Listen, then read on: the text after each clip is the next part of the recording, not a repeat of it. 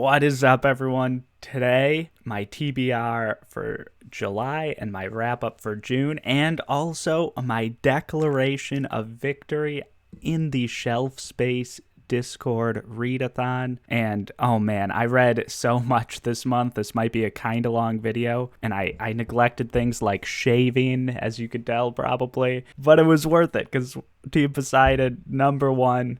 I'm a little competitive sometimes, but it was all worth it. My team was lovely.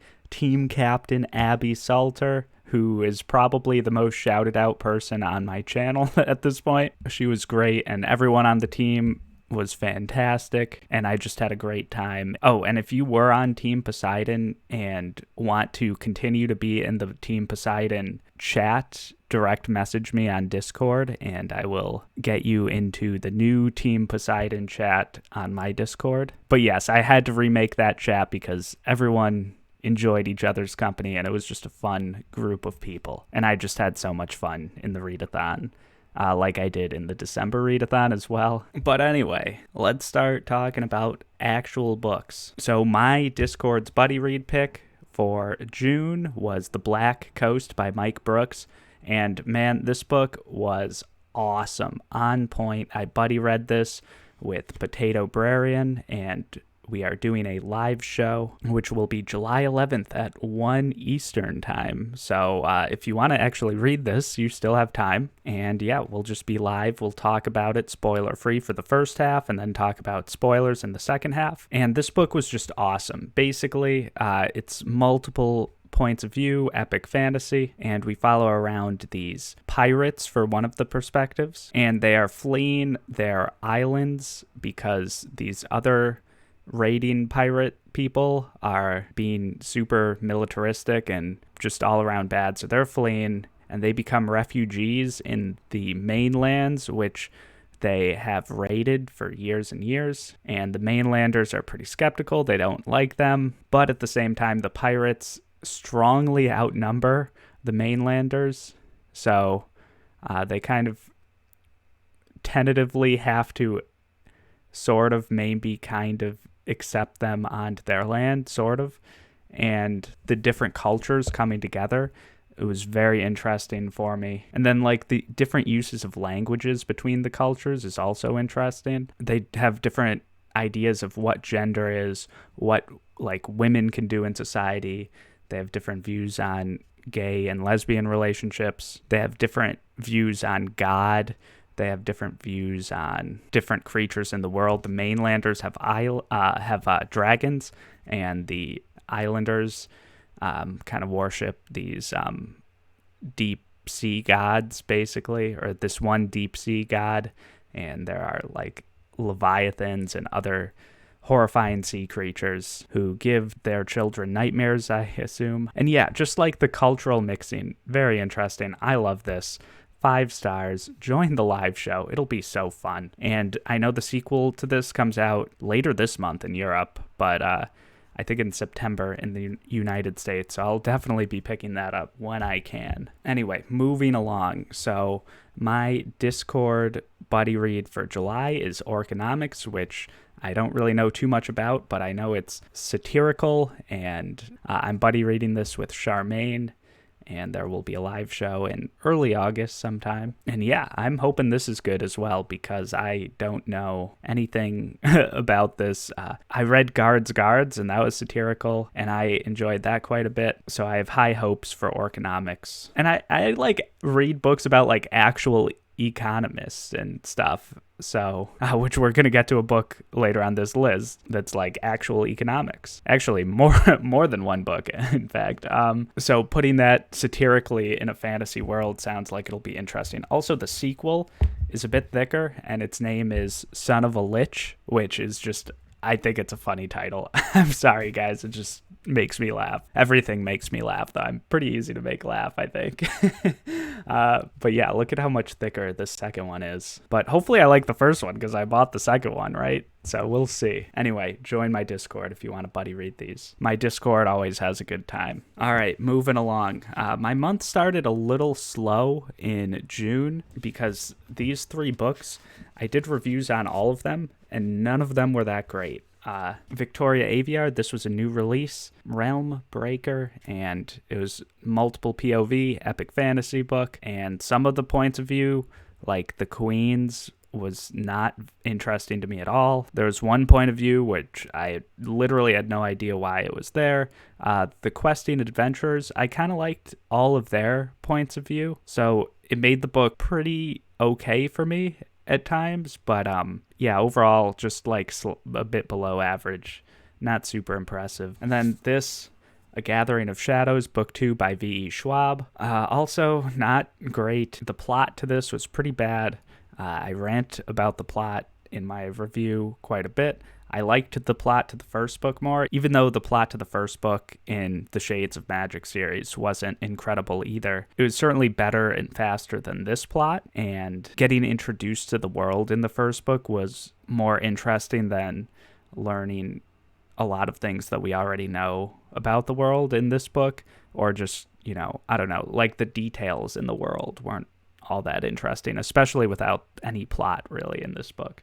So yeah, not an exciting start to the month. The third book I read was The White Rose, which is the third book in the Black Company, which was solid. The first book in this series was really bad, but then the second one I liked a lot. It had Marin Shed, who is my favorite grimdark character ever, perhaps, and I don't know why. But then the third book didn't really have that character, and then so that was a step down, and the plot, I guess, was less exciting, but things happened. It kind of ended the arc pretty well. So, not like a total disappointment or anything, but not phenomenal. I still maintain if you read the first book in the Black Company and didn't like it, give the second book a try because it's a lot better. And then if you don't like that, you're free to not read the third book. It's just probably not a series for you. And oh yeah, this is very grimdark. So if you don't like grimdark, just don't try it or read it. Moving on to City of Miracles, third book, final book in the Divine Cities trilogy.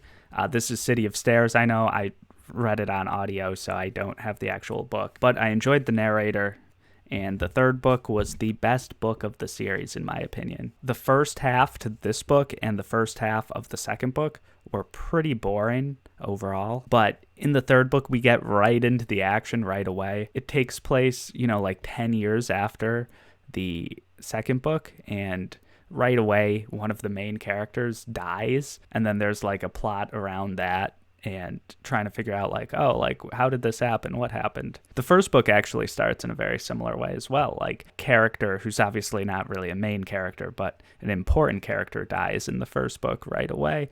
And it's like, oh, who did this? Why did this happen? Like, how do we bring the people who killed this person to justice? And all that stuff. So yeah, overall a solid trilogy. I'd recommend it. It's not like amazing or anything, but I think I'll like Foundry Side better. And after reading the third book in the series, I said in my review, I think Robert Jackson Bennett grew both as an author and as a person while writing this series. And no, I don't know that for sure. Maybe he didn't grow as a person. I have no idea. But I think his worldview just developed more. And his thoughts on, how people should be governed and what is effective, what is less effective, etc. Like super boring stuff, and I won't get into it too much, but watch the review if you've read this trilogy. Also, I read the first 3 Murderbot Diaries books. Book 1 of the Diaries was my favorite, and then book 2 was my second favorite. Book 3 was my least favorite, but I love them all. The first one definitely was 5 stars. The others were 4 stars, and it's kind of becoming a little bit repetitive at this point, but basically the plot of the story is there's this sec unit, which is a type of bot, and sec stands for security. So this is a droid that works for a company and does security for, people who want security droids. And the plot itself of these books isn't phenomenal. Obviously, they're a bit shorter, but I think even with the books being short, the world is developed pretty well with a pretty small amount of words. I talk a lot about how Murderbot is basically a second-class citizen for all intents and purposes. The company basically controls its life, its body, it's everything. And it's so much control that words like freedom and liberty don't feel like they're even within Murderbot's vocabulary. And it reminded me of like Orwell, actually, some of the word choice, but it wasn't as explicit as 1984. But basically in 1984, there's certain words that get banned from the English language because the ruler, Big Brother in 1984, doesn't want people to have certain words in their vocabulary. And in here, it's interesting because you can definitely tell that it would be easier for Murderbot to convey some of their feelings, their emotions, if they could use words like freedom and liberty, if they like had those words in their vocabulary.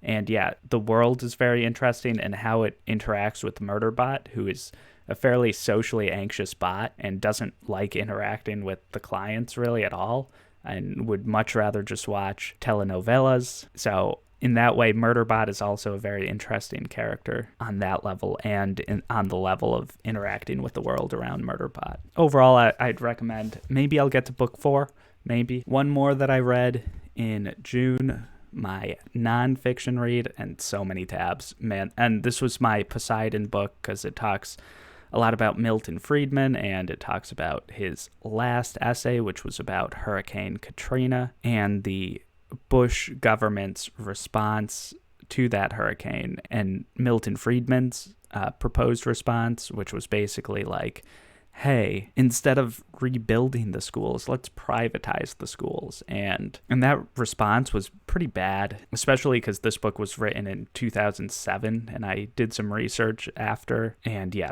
I mean, the people of New Orleans do not like the privatization of their schools, to put it lightly. But okay, the shock doctrine. Let's talk about that. What is the shock doctrine? Well, basically, it talks about this super insane scientist, researcher, basically the stereotypical mad scientist who worked for the University of Toronto, and he would do these experiments on people to try to get their brains to be like a blank slate. And he would use things like shock therapy and, you know, other sensory deprivation things like putting them in a room, like a dark room, tied to a bed, and like just crazy stuff. And he was researching torture and like, could you possibly get someone's mind to be a blank slate and then extort things from their mind to be, you know, counterintelligence if you capture like opposition forces. And the CIA actually paid for this basically because they thought, oh, maybe this will be good. And they did this for like 20 years or so. Or they paid for the grants that allowed this researcher to do this. And I should specify that none of these techniques work to actually get information from people. They just tortured people. They were just extraordinarily cruel methods to do nothing. And yeah, Milton Friedman's ideology is compared to this sort of torture. Like, no one wants to do the things that Milton Friedman wants to do, or very few people want to just like out of nowhere be like, let's just privatize all the schools in our town. And it's like, no one wants to do that. Our schools are, you know, they're fine in my town. They're probably fine in your town. You probably don't have to pay much for them. I mean, obviously there's taxes, but if they were privatized, there would be way more money. But if something like Hurricane Katrina happens, that opens the door for these bad policies to get implemented. And then it talks about Chile as well, which is there was a military coup that murdered basically the entire government that was democratically elected in 1973. So it goes over that. And basically, Milton Friedman was like the architect of rebuilding that economy. And there were things in Chile prior to the coup, like price controls on bread and stuff, so people could buy bread, and like government running of the trains and the public transportation. And like all of that, when the dictator took over and Milton Friedman's ideology took over immediately in that government, all of that went away. The price controls on bread, people had to pay 73% of their income for bread. And, you know, it costs more money to use transportation to get around, and things like this happened all over South America, and it goes through the history. Like the orange tabs are history, and I like ran out of tabs and was struggling to finish this book. But so there could have even been way more orange tabs. Like a lot of history in South America, a lot of examples of this sort of disaster capitalism being used in the wake of horrible events. And sometimes these horrible events are, manufactured, such as the CIA-backed coup in Chile, or sometimes they're totally like natural disasters like Hurricane Katrina. But either way, it works for the owner class to privatize things that ideally would be public goods like school, healthcare, and things like pension funds as well in Chile. Those got decimated. People were screwed.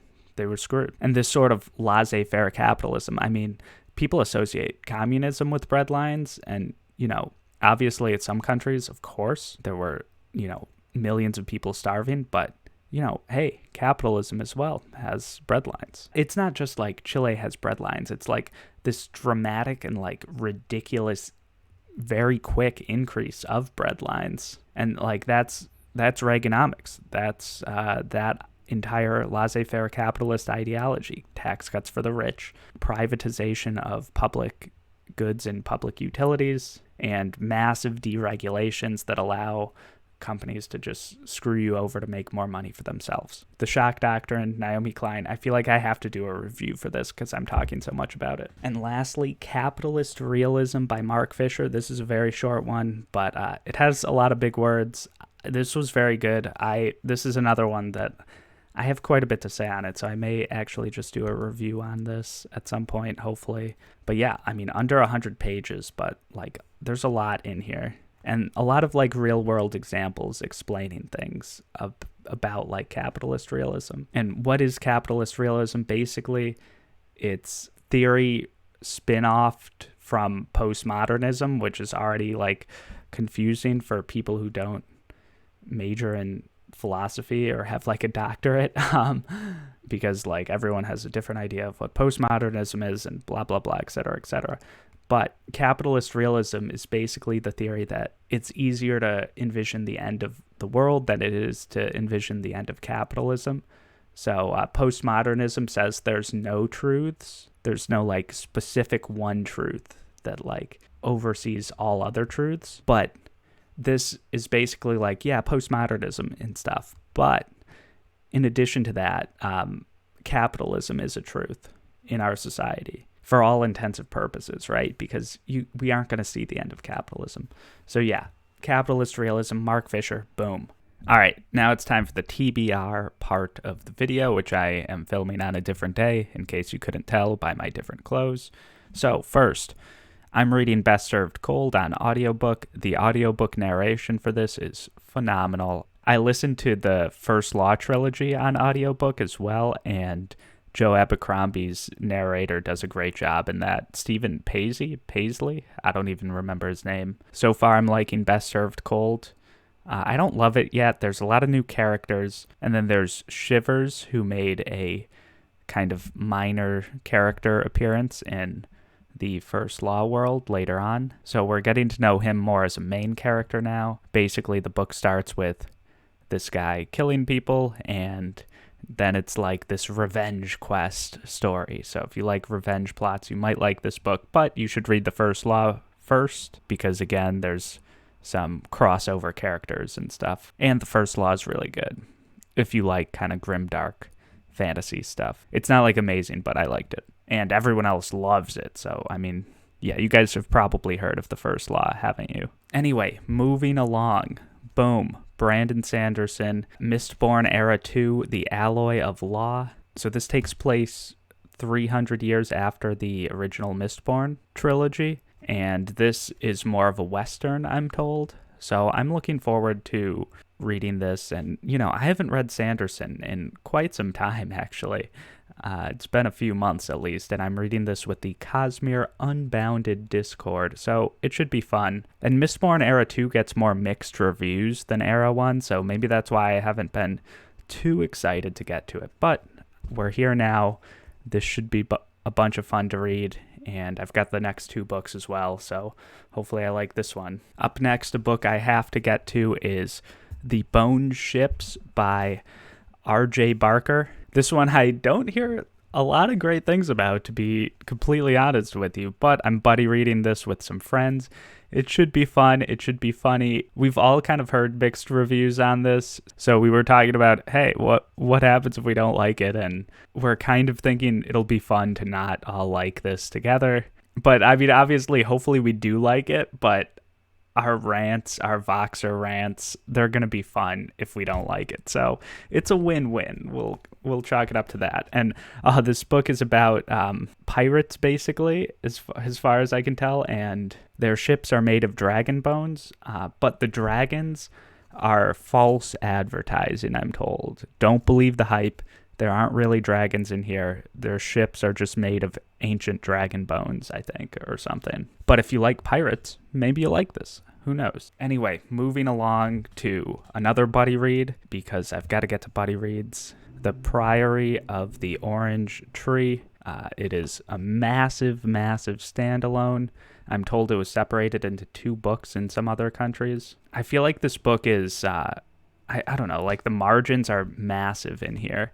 Like, this didn't have to be as long as it is, or as like big looking as it is, I don't think. It just looks intimidating, but it's only like 820 pages, and this looks like over 1,000 pages, to be honest.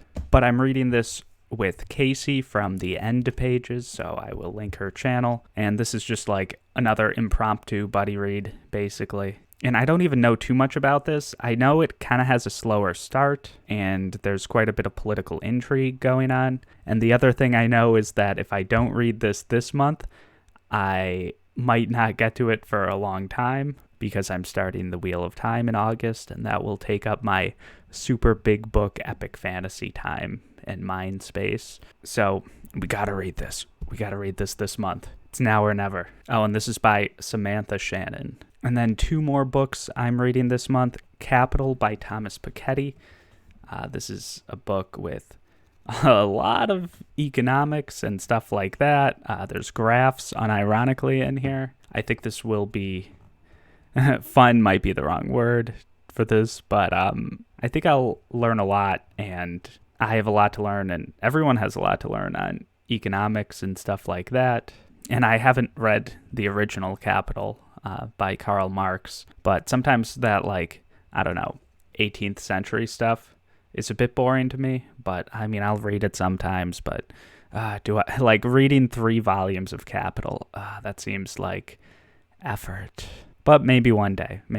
But in the meantime, Capital by Thomas Piketty, the French economist. I think this will kind of be more interesting to me because it's more current, and and French economists don't fall victim to the endless talk and thought of their own graphs and theoretical models.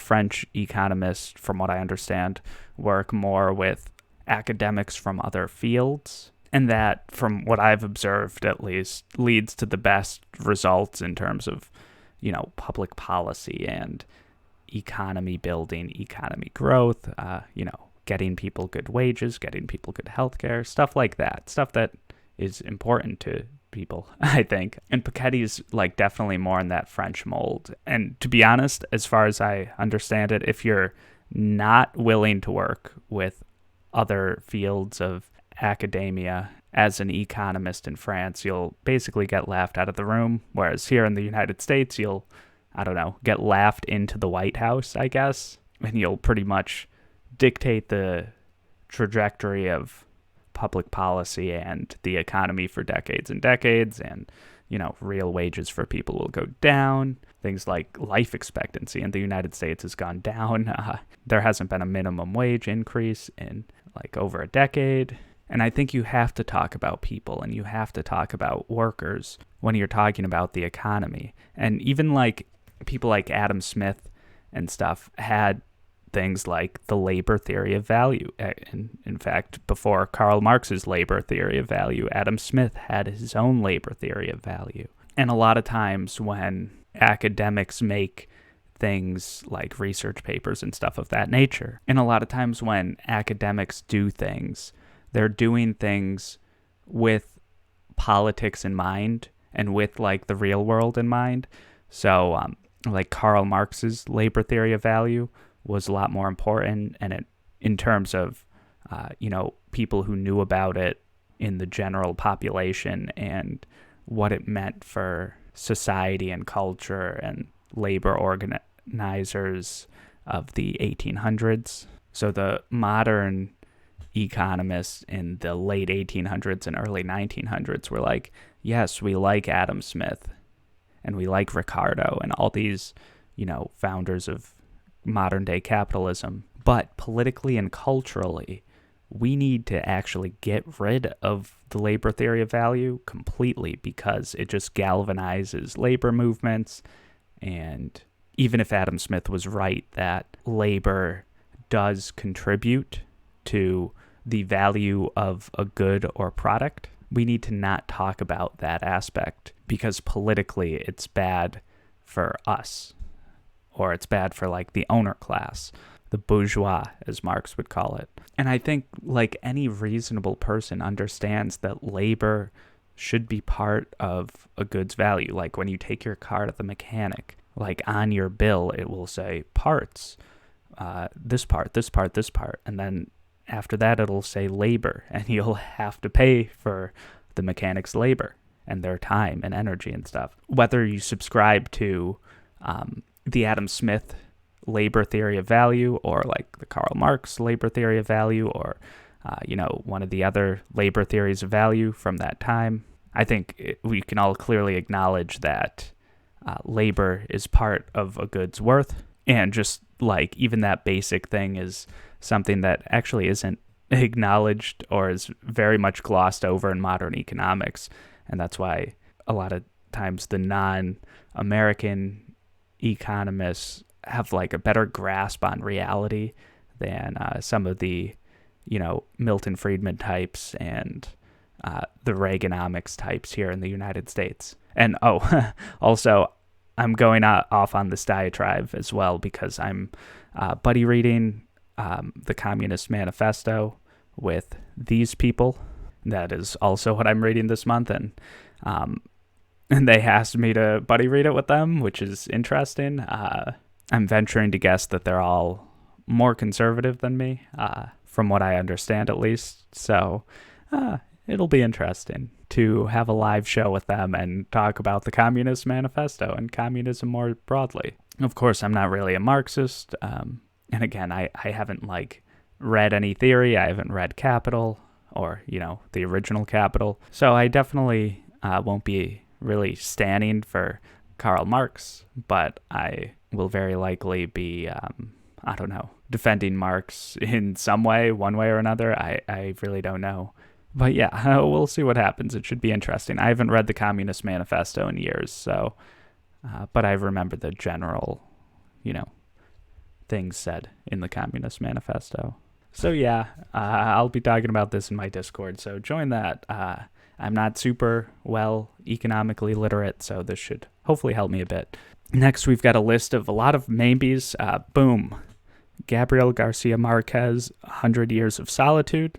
This one I am buddy reading, or at least I believe I'm going to try to read this with one of my Team Poseidon members. I'm not sure if they already read it or not, but I had this for the Hades prompt and I didn't get to it, and they asked me, hey, are you going to get to this? And I was like, hopefully. And then A Brief History of Neoliberalism I talked about in my last TBR. The Dragon Republic I've talked about in many TBRs. Hopefully I get to that. Book 3 in the Shades of Magic trilogy. Hopefully I get to that. I finished book 2 last month. And Crooked Kingdom. Hopefully I get to this as well. But we will see what I get to. There's no way I can get to all of these. The Dragon Republic's going to be mentioned from now until the day I die, I think. But I've got to start finishing some series. And hopefully one of these series gets finished. Oh, also, Parable of the Sower by Octavia Butler.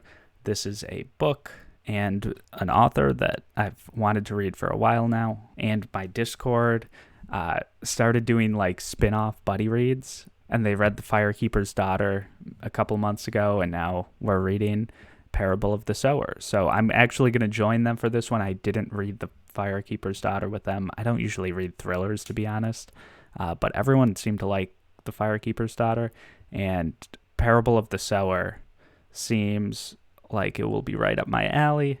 Octavia Butler is a legend, and in terms of like dystopian stuff and like Afrofuturism, she's known as like the grandmother or mother of that genre, so that should be interesting. And the dystopian authors that interest me the most are generally the ones who talk about, the real world and talk about politics and society and culture and things like that are things that Octavia Butler's spoken incredibly thoughtfully on when she was alive. So, and like when I talk about George Orwell as well, like he would always be incredibly critical of authoritarianism, obviously both on the left and the right, and he was, a big social democrat / democratic socialist. So yeah, just like that sort of vision of society where there's a lot of freedom and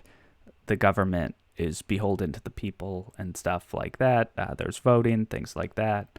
And hopefully the government can actually be used as a vehicle for freedom. Things like labor rights can be imposed by the government. And labor rights will make people like you and me more free. Things like healthcare. You have the freedom to get sick and like get cancer and not go into bankruptcy. Oh, the horror. And Octavia Butler, I definitely know less about, but in terms of that sort of anti-authoritarianism, she was on the right side. She's on the right side. And her critiques of, the war and the Bush administration and stuff, they were very spot on. So yeah, again, join my Discord. And yeah, like, comment, subscribe, and I will see you all next time.